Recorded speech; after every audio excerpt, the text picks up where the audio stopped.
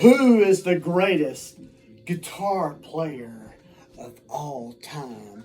Let's find out. Okay, so when we talk about the greatest guitar players, who really comes to mind? Some would say Django Reinhardt. Is that how you pronounce his name? Django, whatever. The gypsy jazz guitar player. I think he had only 3 fingers he could play with, and he was truly phenomenal. If you look up his recordings, look them up anytime on YouTube. Chet Atkins was a great one. My dad absolutely loved Chet Atkins until he went into his classical guitar phase, because my dad always said that classical guitar, like, the guitar always sounded cheap to him. I guess it was because of the nylon strings. I guess he just could never appreciate that, you know. But he was called Mr. Guitar for a reason. He did play guitar for Hank Williams, I know, the first Hank Williams, Bocephus. And I even believe he might have played for Elvis Presley. I could be wrong, don't quote me on that. I might have to look that one up. Maybe you should. I am a YouTube historian, so forgive me if I'm wrong. Look it up. I do know for sure he played for Hank Williams, Bocephus. And then going from there, we can talk about guitar players like George Harrison from the Beatles, who always played what the song needed. George Harrison always played a guitar part that you could hum, which was kind of cool, you know? Bow, bow, bow, bow, bow. Something in the way she moves me attracts me like no other lover. You know, that kind of thing, you know, kind of jazzy and shit. And he doesn't really get enough credit for that sort of thing. So I want to put George Harrison in there. In the 70s, there were guys, you know, like Ted Nugent, you know, who was, you know, kind of like a more accessible kind of guitar player. And these are guys, you know, who were before my time, but I've been playing guitar for so long that, you know, for us guitar players, it all just kind of seeps in somehow.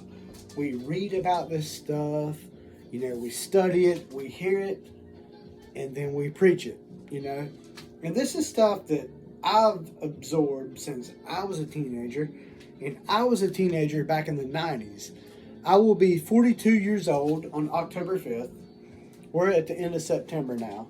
So this is just kind of like the knowledge that I'm coming at you with, okay? And feel free to correct me. That's cool. You know, we're all YouTube or social media historians, aren't we? But so I like to put this kind of stuff out here because, you know, I appreciate all this stuff, you know. I wish when I was younger, I had access to videos to where people would talk about these sort of things, you know. So another guitar player that I want to bring up, you know, there's Ace Frehley. You know, he was a more accessible kind of guitar player in the 70s. Kids thought maybe they could attain that kind of, you know, genius, you know. But nevertheless, he was Ace Frehley. There's only one Ace Frehley, you know. Sure, you could probably attain that guitar. I'm not going to say virtuosity. Ability to play in about a couple years. But if you've ever seen some footage of him on YouTube, you will see like where he takes a solo here and there without any of the other musicians playing in the band. You know, he was a showman, you know. And I guess I'm going to have to backtrack here. We gotta mention Jimi Hendrix, of course. who was an incredible fucking showman, musician, songwriter, the whole 9 yards, you know. There's so much I can say about Hendrix that it would probably fill the entire video. I'm not going to focus too much on Hendrix because he was just that goddamn awesome, you know. And so many other guitar players have tried to emulate him, you know. And I'll go ahead and bring up Stevie Ray Vaughan from the late 80s, very, very early 90s. I remember I was in this very house that I'm standing in here talking to you. I was out in the front yard, and the news came on and said that Stevie Ray Vaughan had passed. He had gone.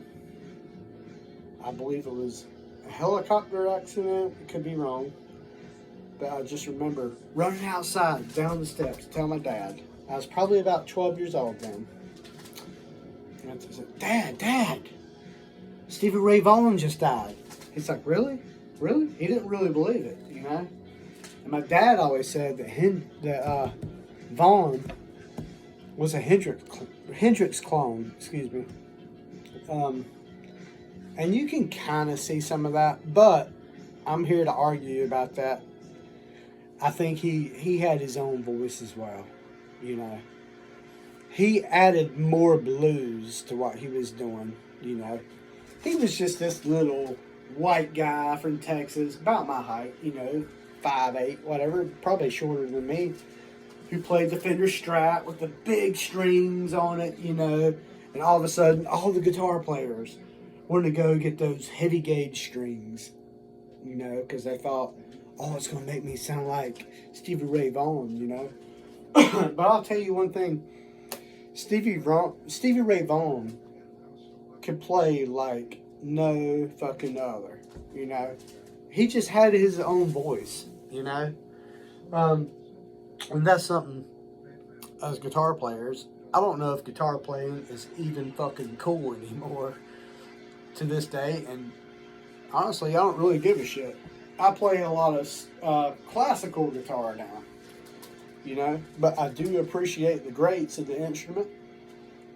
And so, with that said, let's go back to the 70s again. Ritchie Blackmore, Deep Purple. Tony Iommi, of course, Black Sabbath. Had his own kind of language built around what he did with his, he was left-handed, right? Yeah. His finger lost it. A couple of fingers he lost in a mill accident, you know, factory accident, whatever. Put thimbles on his fingers and down-tuned, and they say he created heavy metal. I hear a lot of Cream, Eric Clapton's Cream, in the early Sabbath stuff. But also, I hear a lot of classical music and stuff. You listen to a tune like Laguna Sunrise or Fluff. There's a couple other ones I can't remember now. I want to say that they're on the Masters of Reality record. There's a couple little acoustic things, little interludes or whatever that he does, and I'm like, yeah, he's definitely influenced by classical music. And somewhere I read that he was influenced by the Shadows, which is cool, you know, Hank Marvin's Shadows, who played a lot of instrumental surf music. I think there's a song called, is it Fear City, maybe? I could be wrong. Please correct me in the comments. That whole kind of thing with a lot of reverb and stuff. And I grew up on that stuff as well, you know, the Ventures and the Shadows, Dick Dale, all that early surf music. Hey, check out the shirt, by the way. It's a surf shirt. But all that stuff's very important, you know, because it all comes around some way, you know. It influences a lot of people. Even surf music inspired the greatest guitar player, in my opinion, the greatest guitar player of all time. I love Black Sabbath. Tony Iommi. Love him. You know. And then you got the blues, who inspired Hendrix. And, of course, the great Jimmy Page of Led Zeppelin, who took the blues from the Mississippi Delta to, I don't know, the Lord of the Rings kind of thing. You know, if you listen to songs like, what's the acoustic song? I can't even think of the name of it right now. Why not even do videos? There's one he does. Bronniar. Is that how you pronounce it? Bronniar. There's two of them. One of them is on Led Zeppelin 3, and the other, I believe, is on Physical Graffiti. And the one I really enjoy is on Physical Graffiti, Bronniar, and it's just this whole acoustic thing. I believe he does it on a 12-string acoustic. I could be wrong. And it's a very kind of like Celtic kind of thing that he's doing there. Very Celtic and kind of classical sounding, but that's one that I enjoy very much. So let's talk about guitar players. Chet Atkins, who got some of his style from Merle Travis. They say Leo Fender got the headstock idea of the Fender Stratocaster from Merle Travis. I've seen a picture of it before. My dad had all these books laying around of these kind of things and stuff. So everything kind of contributes to other things. I would love to hear the historians comment on this one, because I'm not saying I'm 100% correct on everything. I'm just trying to recall things that I've heard, things I've seen along the years. Around the 90s, there was a guy that came around from Seattle. He was in a little 3-piece band, and they called themselves Nirvana. And I remember they played on a show called Saturday Night Live. I was a little guy. I was probably about 13 years old, and I remember this guy kind of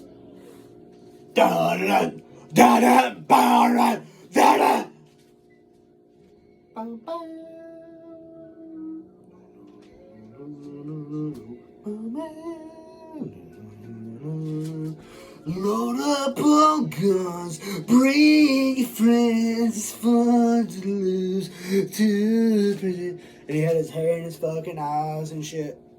And when I was 13, I was like, it's pretty fucking cool. You know, I think his hair was even kind of dyed like pink in the front or something crazy. I was like, I don't know what that guy is fucking saying, but I'm pretty sure it's fucking important, you know? And until years later, when I started reading like his journals and stuff, I really understood some of the lyrics. It's like, man, it's kind of genius for a guy that was like in his early to mid-20s to write some of that stuff. And you should actually seek out some of that stuff, I think. Read for yourself and see what you think, and see how it relates to today, you know. And we're just talking about guitar players, and I know that Cobain was not one of the greatest guitar players, but it kind of ties in with all that. To me, in the 90s, we kind of had a second coming, and you can laugh at me if you want, a second coming of the so-called Beatles, you know, because, you know, you had the British invasion in the 60s. In the 70s, you had Kiss. In the 80s, I don't really know. Maybe Poison or something. I don't know. Guns N' Roses. Guns N' Roses would be better. The 90s belonged to Nirvana, though. And, you know, and you didn't have to be a genius to play Nirvana's music, you know, but you had to be a genius to write their music, I think. That's what I just think. You know, everyone who heard that record, you know, went out and started a band. And I know I did. Another record that's notable is from 91. And it is, I don't know if you guys know this band, My Bloody Valentine. They put out a record called Loveless. And it's unlike anything I'd ever heard before. I heard it on some headphones. This skater kid, I'm still friends with him to this day. He lives in New Orleans. He said, man, you gotta hear this. You gotta hear this, man. So I was walking home from school. I put this record on.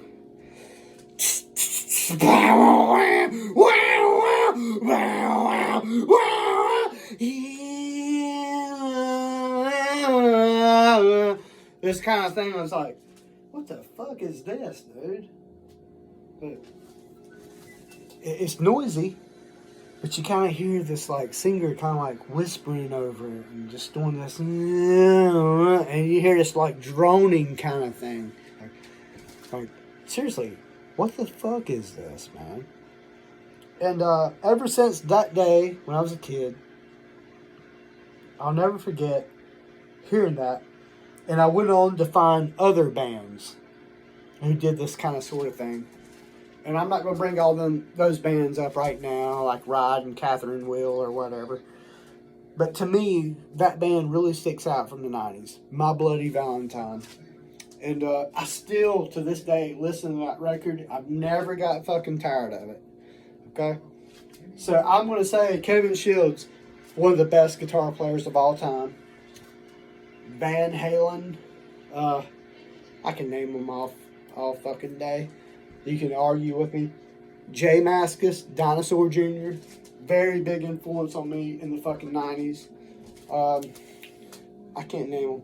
Sonic Youth, I've seen them a couple times live. Thurston and Lee are great fucking guitar players.